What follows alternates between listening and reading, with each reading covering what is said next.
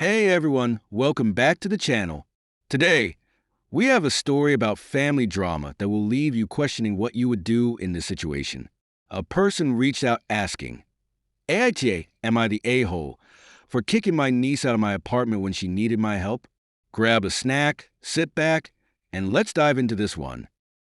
Story begins. This story comes from a 27-year-old guy who's married to his wife, and they live a pretty quiet life.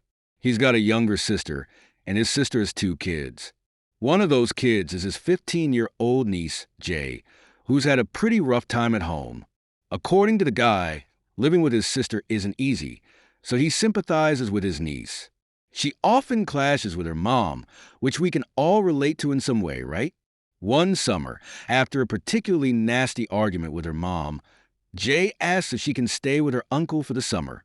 She says she needs help and guidance, and after some hesitation, he agrees to let her stay for 2 months. The problems start. Now, everything starts off fine, but things quickly take a turn. This niece, Jay, apparently has a serious issue with telling the truth. According to the uncle, half of what she says is a lie.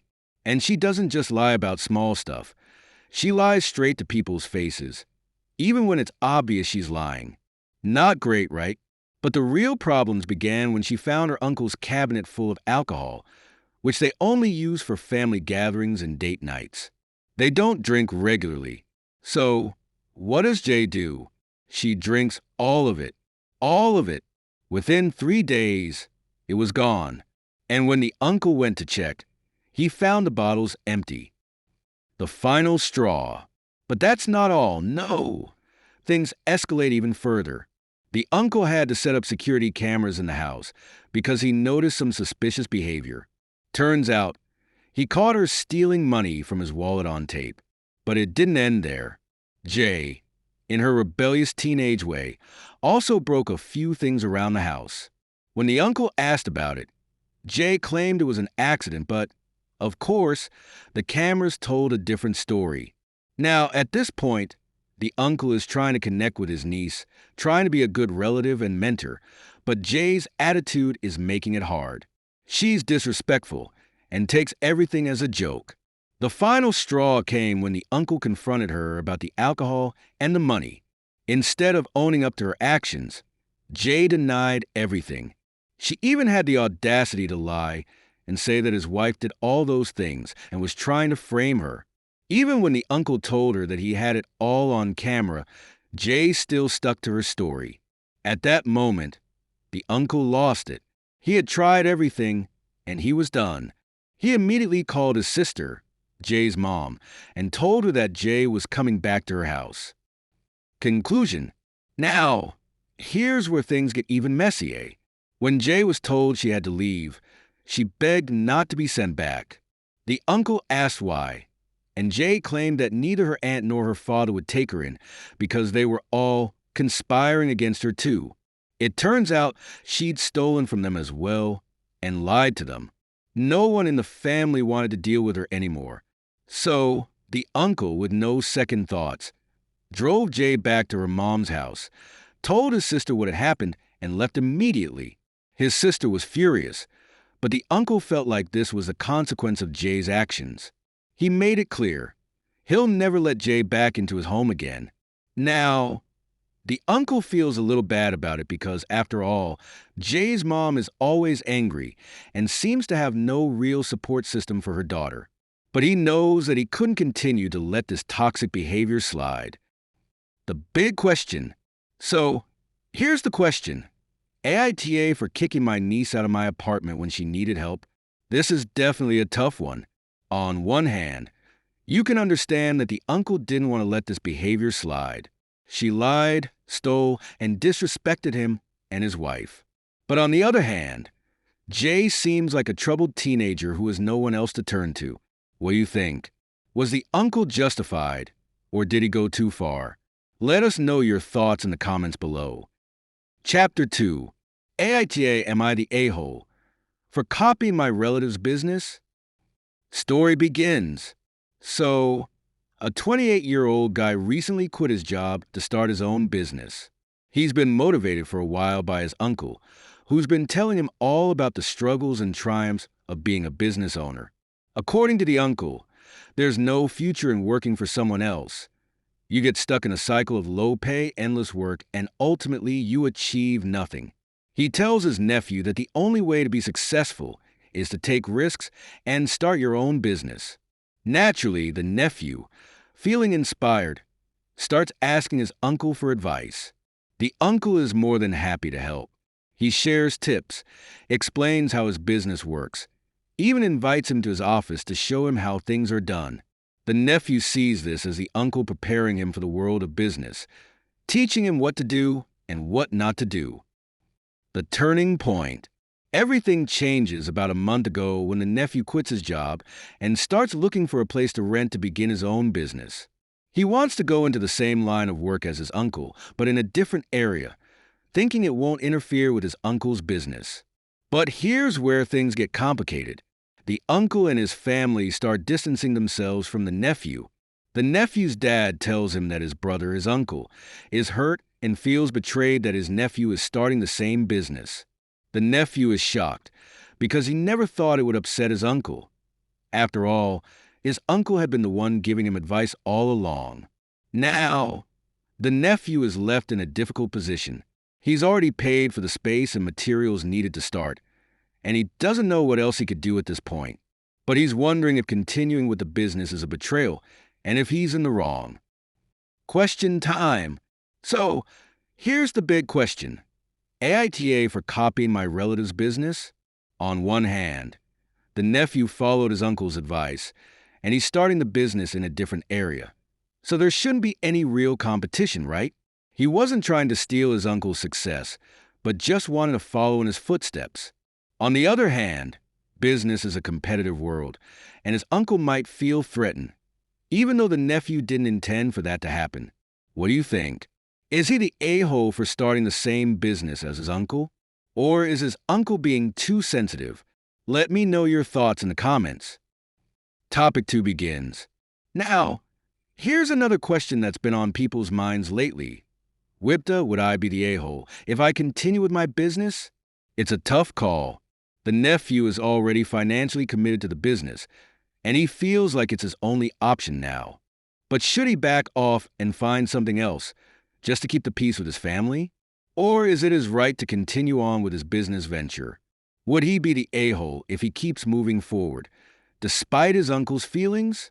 This situation is complicated, but at the end of the day, he has a lot invested already. Conclusion. So, what do you think about these two situations?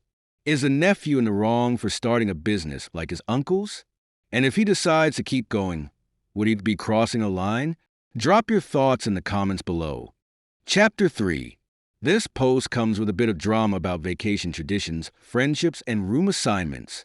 It's a story where things got pretty messy, and now we're asking, AITA, am I the a-hole for changing my boyfriend's vacation tradition? Let's dive into it. Story begins. So, here's the situation. A woman and her boyfriend go on their yearly vacation with his friends. This year, they were headed to Costa Rica, where a couple was getting married and invited 2 last-minute guests to join the trip. The problem started when these new girls arrived and claimed the second-best room in the house, the room that was supposed to go to our storyteller. Now, the bride and groom had the best room, of course, and that was fine. But these 2 new girls just took the next best room without consulting anyone, including the storyteller, who had paid for the trip and was expecting to have that room for herself. The situation left her feeling really frustrated. The reaction? Naturally, she got mad. She acted a little harshly, calling it out, and as you can guess, not everyone was happy with how she handled it. In fact, the entire group turned on her at first. But as time went on, the newcomers showed their true colors, and the rest of the group agreed with her, though she still felt bad about the way she reacted. But things didn't end there. She hasn't spoken to the bride since that trip, and she's not planning to unless they apologize for ruining her vacation, especially considering she paid for it and didn't get what she was promised. The next vacation plans. Now, here's where things get complicated. The group is planning their next trip, and our storyteller is done with it. She told her boyfriend she's not going to join unless the brides apologize. She's planning her own vacation for just her and her boyfriend instead. She's even thinking of inviting her friends and his friends, but leaving the brides out. The only problem? Her boyfriend sees this as a little harsh, since the brides are a big part of his friend group. Now she's stuck between wanting to move on with her vacation plans and stressing out about what it means for her relationship. Should she go with her boyfriend on a group trip, even if the brides aren't apologizing, or should she just plan something private for the two of them? Question time. So, here's the big question.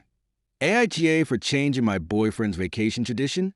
She's frustrated with how things went down, and her boyfriend is caught in the middle of it all. She's trying to figure out whether she should let it go and join the group vacation, or stick to her guns and plan a trip without the brides, who, in her mind, haven't apologized for making her feel disrespected. What do you think? Was she in the right to stand up for herself, or did she overreact? And should she invite the brides if they don't apologize, or keep them out of the next trip altogether? Let us know in the comments below. Conclusion: this one is a tricky situation with a lot of emotions at play, especially when you're balancing friendships and relationships. But what would you do in her shoes? Do you agree with how she handled the room situation, or do you think she should just let it go? Chapter 4. This one comes from a guy who is seriously protective of his little brother, and when his fiancée crossed a line, it led to some massive consequences. Let's dive in and see what happened. The question we're asking today: AITA, am I the a-hole for canceling my wedding after my fiancé said something disgusting about my little brother? Story begins. All right, so the story starts like this. A 31-year-old guy, let's call him Opie, and his fiancée, Karen, 32, have been planning their wedding for over a year. Everything seemed fine until the topic of the guest list came up. Now, Opie has a little brother, Chad, 26, who's super important to him. They've always had a very close bond. Their parents weren't the most hands-on, so Chad and Opie grew up pretty much relying on each other. Opie practically raised Chad, and they became incredibly close in the process. Opie says that Chad is his favorite person in the world. He'd take a bullet for him, and he loves him like family should. But here's where things start to get rocky. Karen didn't want Chad at the wedding, and not just once, but multiple times.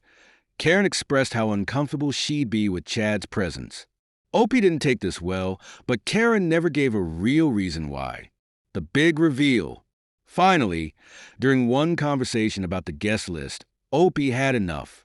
He told Karen that there would be no wedding if Chad wasn't invited, that Chad's presence was non-negotiable.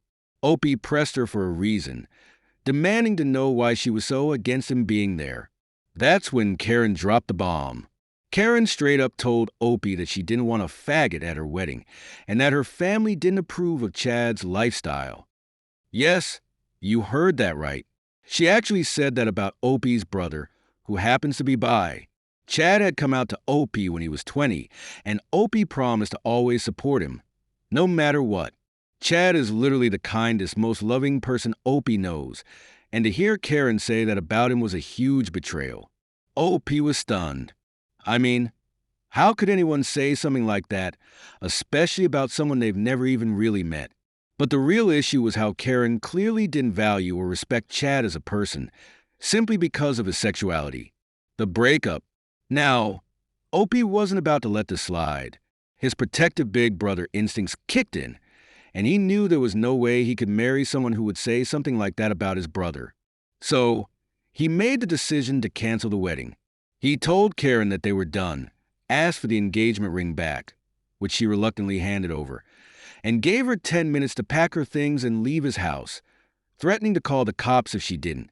The wedding, the relationship, everything, it was over. But here's the kicker.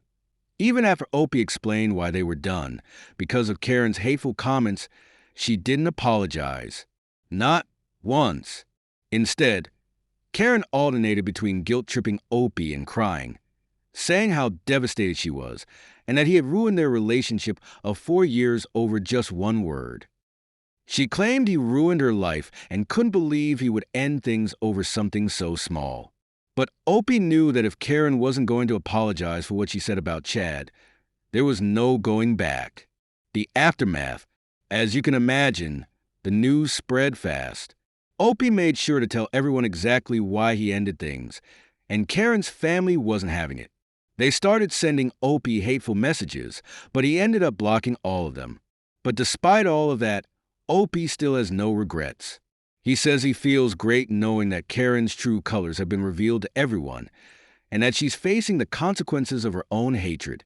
As for Chad, well, Chad heard about the whole drama and reassured Opie that it wasn't a big deal if he wasn't at the wedding. He just wanted his brother to be happy. But for Opie, there's no happiness without Chad by his side. Question time.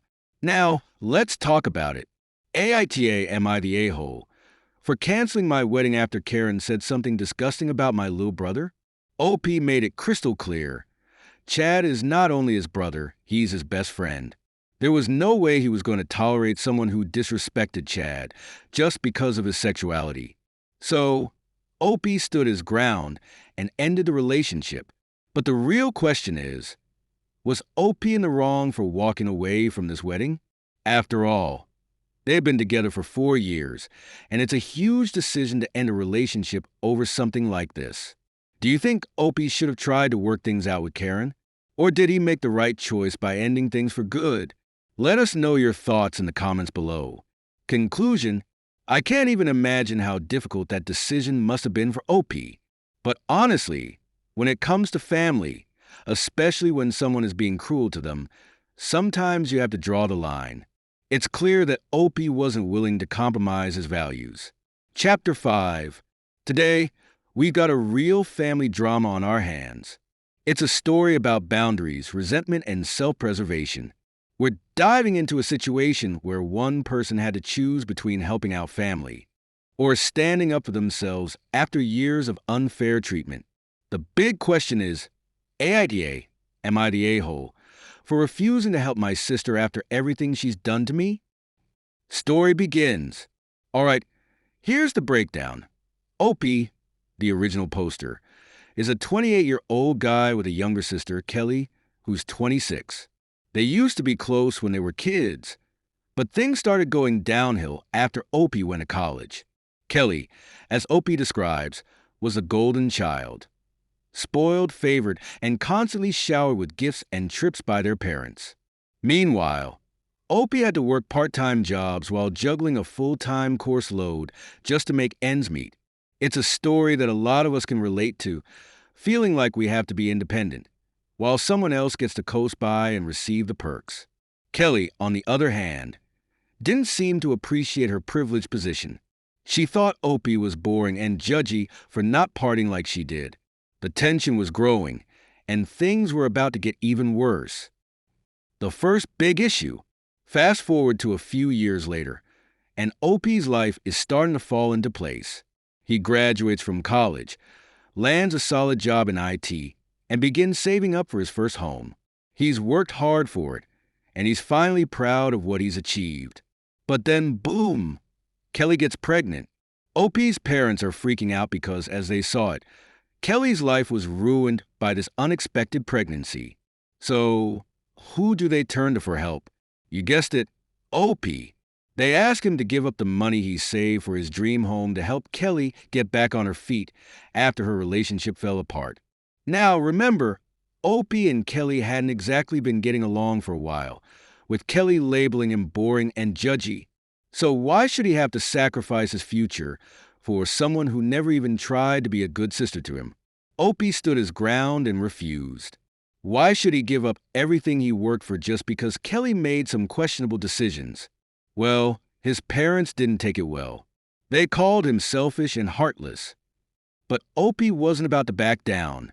In the end, his parents mortgaged their house to help Kelly, but Opie was done being the family's financial safety net. The big reveal. Now, things seemed to settle for a bit, right? Wrong. Fast forward to last month, and Opie finally buys his dream house. A cute little place with a yard, the house he's worked so hard for. He invites the family over for a housewarming barbecue. It's supposed to be a happy occasion, a fresh start. But when Kelly shows up, things take a turn. She arrives late, barely says anything to Opie, and starts complaining about how unfair it is that he has a house while she's stuck in a crappy apartment. But the real bombshell came 2 days later. Opie finds out from a mutual friend that Kelly was going around telling people at the barbecue that Opie only had the house because he stole inheritance money from her. The problem? There's no inheritance. Their parents are still alive. The confrontation? Opie is rightfully furious. He confronts Kelly, and her response is nothing short of outrageous. She smirks and says, "Well, maybe you should have helped me when I needed it." That's when Opie lost it. He called her out, telling her she was toxic, selfish, and that he was done with her. It was a moment of clarity. He realized just how little respect Kelly had for him and how much he'd been taken advantage of over the years. But the drama doesn't end there. Now, Kelly's babysitter quits, and suddenly, Opie's parents are calling him again. They ask him to step up and help out by watching Kelly's kid. Why? Because family sticks together, and Opie needs to be the bigger person. But here's the thing. Opie has his own life. He works full-time. He's just bought his first house. His relationship with Kelly has been toxic for a long time. And now, after everything that's happened, they expect him to drop everything to help her? Opie says no. He refuses. The family backlash. Cue the family drama. Opie's entire family is now blowing up his phone, calling him a jerk. They say he's punishing an innocent child just because of his issues with Kelly. They say he needs to be the bigger person and help out. But Opie is standing firm. He's not responsible for Kelly's messes anymore. He's done being the family doormat. So, now Opie is asking the big question. AITA for refusing to help my sister after everything she's done to me? The dilemma?